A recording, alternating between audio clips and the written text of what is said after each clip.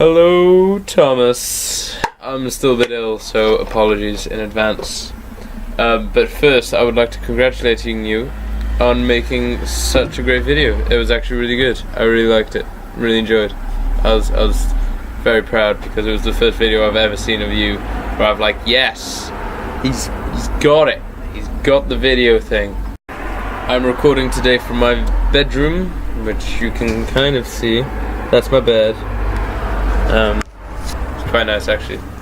But first, let's crack on with your video because I'm in my work clothes, which I will show you later because I'm just so hot.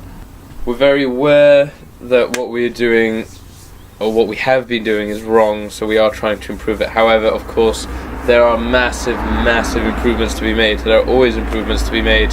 That's what's so great about being human.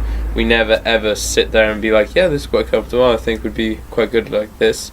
Like you pointed out, we adapt, we get better, we move on. We move on to much better things, and that's what we like. We love it. We like getting better, we like going to the moon, we like looking at the moon and going, we've done it, we've nailed it, we knocked it out of the park, let's go to Mars, let's do it, why not? Why not?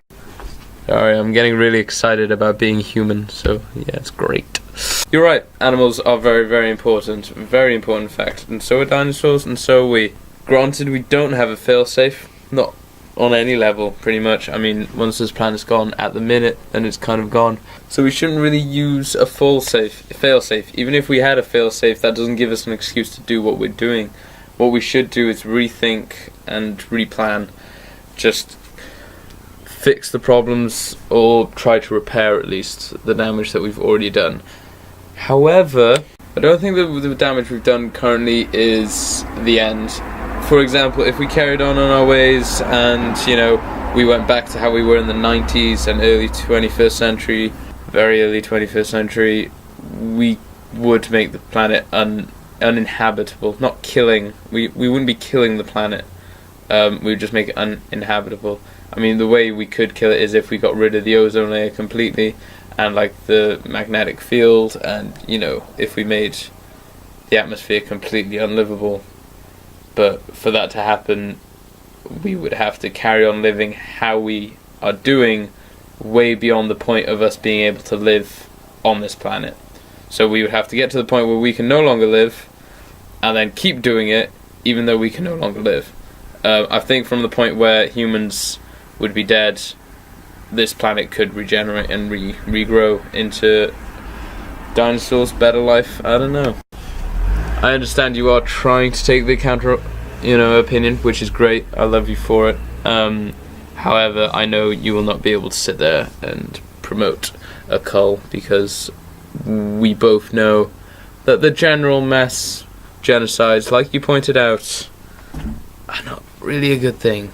Like, I don't think they've ever been a good thing. I don't think genocide has ever been... no, it's just always been terrible, hasn't it? It's been shit. I'm sorry. I'm ill. Leave me alone. Maybe you're right on playing God front. Maybe we shouldn't play God. I don't want us to play God. I want us to play human. Play on the fact that we are mortal, on the fact that we do have emotions. Use these to our benefit, and use these to leverage ourselves, strong arm ourselves, in fact, into a position where we'd start benefiting the planet, and instead of crumbling and destroying it like we've done thus far,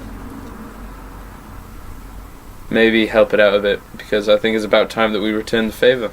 It gave us life, and in return we've kind of taken from it. Which isn't too great, but I mean, it could always be worse. Could always be worse.